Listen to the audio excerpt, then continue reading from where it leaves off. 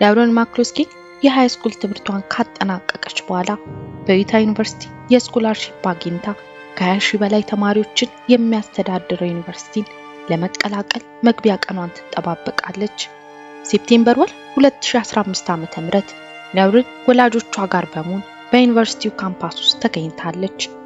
ልጃቸውን በዚህ ዩኒቨርሲቲ ካምፓስ ውስጥ ጥሎ መሄድ ለመጀመሪያ ጊዜ እንደመሆኑ መጠን ወላጆቿን አሳስቧቸዋል። ብቸኛ ሴት ልጃቸው መሆኗን ተከትሎ ስስቱ ምክንያታዊ ነበር። የላውረን ወላጆች ላውረንን ለመጀመሪያ ጊዜ ወደ ካምፓሱ አብረዋት ከመጡ በኋላ ወደ ቤታቸው ተመለሱ። የላውረን ጥሩ የሚባል የራስ መተማመንና ሰዎችን በቀላሉ የመግባባት ባህሪ አዲሱን የመኖሪያ አካባቢ ቶሎ እንድትለምደው የረዳት ይመስላል። አሌክስ የተባለች ሴት ጋር በተሻለ መልኩ ተቀራርባ ጓደኛ ሆነች። የጋራ የመኖሪያ ክፍል ውስጥ ሮሜት የሆኑት ላውረንና አሌክስ መግባባታቸውን ቀጥሎ በርከት ያሉ ነገሮችን በጋራ ያደርጉ ነበር። ላውረን የካምፓስ ቆይታዋን የተለያዩ የቅርብ ወዳጆችን አፍርታበትና ጥሩ ጊዜን አሳልፋበት የመጨረሻ ዓመቷ ላይ ደረሰች። የካምፓስ ህይወታቸው ወደ ማብቂያው እየተጠጋ መምጣቱን ተከትሎ ከጓደኞቿ ጋር በጋራ በመሆን በአንድ ላይ መዝናናት የተለመደ ነበር።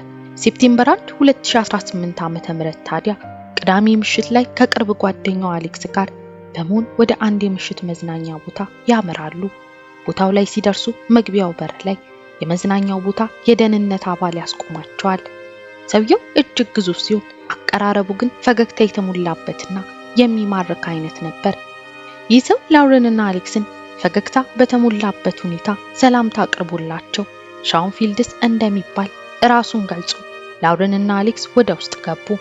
በመጠጥና በሙዚቃ እየተዝናኑ ምሽታቸውን ያሳለፉት ላውረንና አሌክስ መሄጃቸው ሰዓት ደረሰና ከመዝናኛው ቦታ ለመውጣት ወደ በሩ አመሩ። ላውረን ወደ በሩ ስትጠጋ አንድ እጅ ትከሻዋ ላይ ያርፍና ያስቆማታል። ያስቆማትን ሰው ተመለከተችው። ይህም ሻውን ፊልድስ ነበር። ላውረን ሻውንን ለማውራትና ለመቅረብ አላመነታችም። የተወሰኑ ካወሩ በኋላ ስልኳን ሰጥታው ዳግም ለመገናኘት ቀጠሮ ይዘው ተለያዩ። ከዚህ በፊት በቁም ነገር የወንድ ጓደኛ ኖሯት የማያውቀው ላውረን ለሻውን በቶሎ ልቧን ከፈተች። በቀጣዮቹ ቀናት ቀጠሮ እየያዙና እየተገናኙ ይበልጥ እየተቀራረቡ በይፋ ፍቅረኛሞች ሆኑ። በጊዜው ላውረን 21 ዓመቷ ሲሆን ሻውን ደግሞ 28 ዓመቱ ነበር። ላውረን በሻውን ፍጹም ደስተኛ ነበረች። ከሻውን ጋር ፍቅር ከጀመረች በኋላ ወላጆቿ ሳይቀር ፊቷ ላይ ያነበቡት የተለየ የደስተኝነት ስሜት ዘወትር ይታይ ነበር። ከጊዜያት በኋላ ግን በተለይም የቅርብ ጓደኞቿ ላውረን ላይ አንዳች የተለየ ባህሪ ያዩባት ጀመር። ይህም ከዚህ በፊት በራሷ የምትተማመነው ውሳኔዎችን በራሷ ለመወሰን የማትፈራው ላውረን ቀስ በቀስ የበራስ መተማመንና ድፍረት ከሷ ላይ እያጡት መጡ። ይህም ታዲያ ቀስ በቀስ እየተገለጠ የመጣው የሻውን ባህሪ ውጤት ነበር። ሻውን በላውረን ላይ ያለው ቁጥጥር የበዛ ይመስል ነበር። የት እንዳለች ምን እያደረገች እያለ ማወቅ እንዲሁም በበርካታ ውሳኔዎቿ ላይ መግባት የሻውን በጊዜ ሂደት የታየ ባህሪ ነበር። የላውረን ጓደኞች ላውረን ከጊዜ ወደ ጊዜ ራሷን እያጣችና ጭንቀት የሚታይባት ሴት እየሆነች እንደሆነ ያስተውሉና ይጠይቋትም ነበር። ላውረንና ሻውን በፍቅር የቆዩበት ጊዜ ብዙ ጊዜ ባያስቆጥርም ላውረን በፍቅሩ ጅማሮ ወቅት የነበረው ደስተኝነቷ አሁን ላይ ብዙ አይታይም ነበር።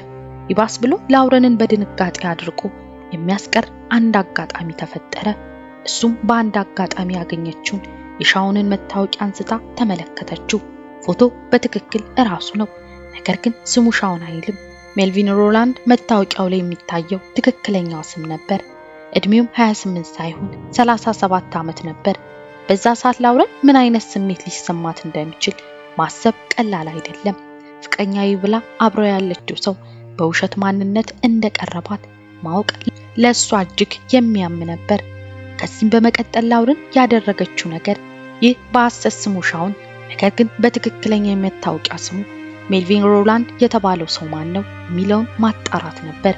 በዚህም ኢንተርኔት ላይ ትክክለኛ ስሙን አስገብታ ማንነቱን ለማጣራት ትሞክር ጀመር። በዚህ ምርመራዋ ወቅት ያገኘችው ነገር ሜልቪን ሮላንድ ጾታዊ ጥቃትን ጨምሮ ሌሎች ወንጀሎች ላይ እየተሳተፈ እስር ቤት ሲመላለስ የቆየ ሰው እንደሆነ ትረዳለች። ላውረን ብዙም ሳይረፍድ የተረዳችው ፍቅረኛ ያለችው ሰው የውሸት ማንነት ግንኙነቱን በቶሎ እንድታቋርጠው ከበቂ በላይ ምክንያት የሚሆን ነበር። በዚህም በዛኑ ቀን ምሽት በተገናኙበት ቀን ሁሉም ነገሮች እንደተረዳችውና ግንኙነቱን እዛው ላይ ማቆም እንደምትፈልግ ትገልጽለታለች። ባልጠበቀውና ባላሰበው መንገድ ማንነቱ የተገለጠበት ሜልቪን ከተወሰኑ ጉንጭ አልፋ ክርክሮች በኋላ ላውረንን ትቷት ሄደ። በቀጣዩ ቀን ኦክቶበር 10 ላውረን ከሜልቪን ጋር ግንኙነት ያቋረጠችበት ቀን ማግስት ነበር። ነገር ግን ከዛን ቀን በኋላ በስልኳ ላይ በማታውቃቸው የተለያዩ ስልኮች መልእክት ይላክላት ጀመር። የተለያየ ቁጥር ባላቸው ስልኮች የሚላክላት መልእክቶች ከሜልቪን ጓደኞች እንደሆኑ የሚገልጹ ነበር።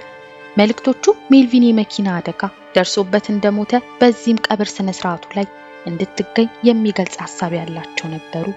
ላውረን በተቻለ መጠን ዳግም መልእክት እንዳይልኩላት ታስጠነቅቃቸው ነበር። ነገር ግን ከተለያዩ የስልክ ቁጥሮች የሚላኩት መልእክቶች ቀጠሉ። ብሎክ ማድረግ ለላውረን የሚሰራ መፍትሄ አልሆነም። በአዲስ ቁጥሮች መልእክቶቹ አሁንም መግረፍ ጀመሩ እና በመልእክቶች ውስጥ የምትመለከታቸው የፊደል ግድፈቶች ደግሞ ቀደም ሲል የሜልቪን መልእክቶች ላይ የምታስተውላቸው አይነት ነበሩ። ላውረን ለካምፓሱ የፖሊስ ዲፓርትመንት በመደወል የገጠማትን ችግርና የሚላኩላትን የመልእክት ይዘቶች እየገለጸች መናገር ጀመረች። በዛን ቀን ያናገረቻት የፖሊስ ዲፓርትመንቱ ስልክ ተቀባይ የላውረን ቃል ከተቀበለች በኋላ ለፖሊስ ኦፊሰር ጉዳዩን እንደምታሳውቅና ኦፊሰሩ ለላውረን እንደሚደውልላት ገልጻ የስልክ ልውውጡ ያበቃል። ነገር ግን ከዛ በኋላ ለላውረን የደወለላት ምንም አይነት የፖሊስ ኦፊሰር አልነበረም። በቀጣዩ ቀናትም በላውረን ስልክ የሚገቡት መልእክቶች ቀጠሉ። በዚህም ላውረን ከቅርብ ጓደኛው አሌክስ ጋር በመሆን በአካል ወደ ካምፓሱ የፖሊስ ዲፓርትመንት አቀኑና በአካል ያለውን ሁኔታ ማብራራት ጀመሩ። አሌክስ በወቅቱ ስለነበረው የፖሊስ አባላቱን ሁኔታ ስትገልጽ በወቅቱ ያገኙት የፖሊስ አባል የሁኔታውን ክብደት በግልጽ የተረዳ አይመስልም። እንደውም ነገሩን ቀለል ለማድረግ ይሞክር ነበር። መርማሪው ለጊዜው ቢሮ እንደሌለ በመግለጽ ለቀጣይ ጊዜ የደረሱበትን እንደሚያሳውቋቸው ገልጾላቸው አሰናበታቸው። ላውረን በካምፓሱ የፖሊስ ዲፓርትመንት ሁኔታ ተስፋ የቆረጠች ይመስላል። በዚህም ከካምፓሱ ከፍ ወዳለው የፖሊስ ዲፓርትመንት በቀጥታ በመደወል ሁኔታውን መግለጽ ጀመረች። የነሱ የመጀመሪያ ሐሳብ የካምፓሱ ፖሊስ ይህን ነገር መቆጣጠርና መከታተል እንደሚችል መግለጽ ነበር። ነገር ግን ላውረን ለካምፓሱ ፖሊስ ደጋግማ እንዳወራቻቸውና አስቸኳይ መፍትሄ ስታጣ ወደ እነሱ እንደደወለች ገለጸችላቸው።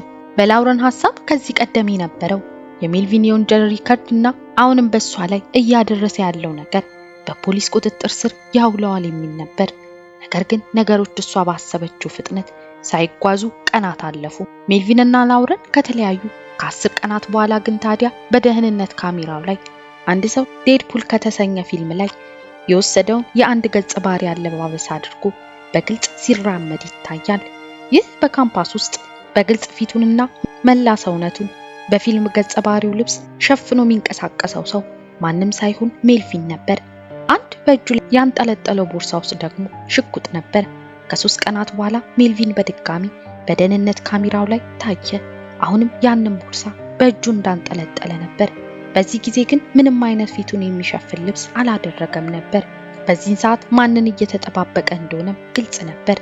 ላውረን ትምህርቷን ተምራ ወደ ዶርሟ እስክትመለስ አካባቢውን እየቃኘ ይጠብቃል።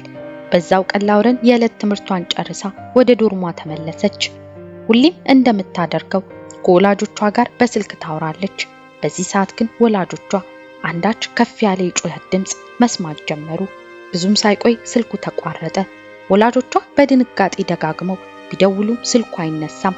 በፍጥነትም ወደ 911 በመደወል ልጃቸውን እያወሩ እያለ በድንገት ጩኸት ከሰሙ በኋላ ስልኩ እንደተቋረጠ መልሰው ቢደውሉ ሊያገኟት እንዳልቻሉ፣ በዚህም ልጃቸው አንዳች አደጋ ውስጥ እንዳለች ገልጸው ለፖሊስ ሪፖርት አደረጉ።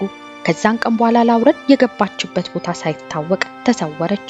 ቀደም ሲል ደጋግማ ስላለችበት ሁኔታና ስለ ስጋቷ ለፖሊስ ስታስረዳ የቆየችው ላውረን ስጋቷ እውነት ሆኖ በድንገት ተሰወረች።